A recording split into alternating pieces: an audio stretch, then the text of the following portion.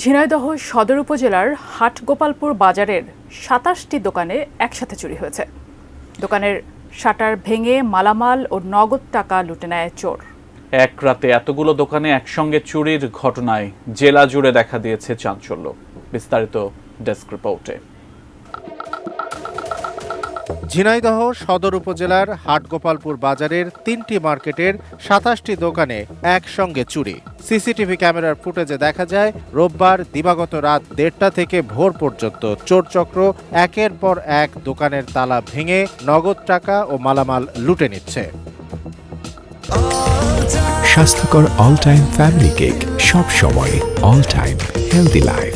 সকালে ব্যবসায়ীরা বাজারে চুরির বিষয়টি টের পান। মাত্র আধা কিলোমিটার দূরত্বে পুলিশ ফাঁড়ির অবস্থান থাকার পরও এমন দুর্ধর্ষ চুরির ঘটনায় ব্যবসায়ীদের মাঝে চরম ক্ষোভের সৃষ্টি হয়েছে।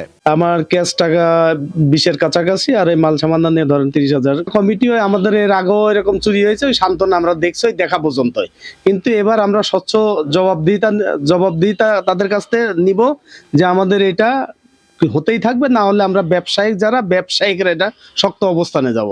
ধারণা করছি যে আমার সবাই আমরা উপলব্ধি করতে পারছি যে কিছু না কিছু উদ্দেশ্যমূলক এটা হতে পারে। এটা তদন্ত সাপেক্ষে বলা যাবে যে এটা আসলে প্রকৃত কি। হাটগোপালপুর বাজারে প্রায় ২০০ দোকান, তার মধ্যে চুরি হয়েছে ২৭টিতে।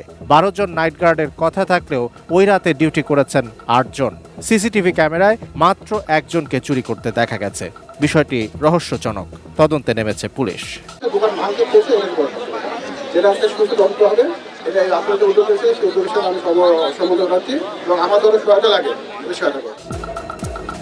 Shamsul Arefin, desk report, ATN news.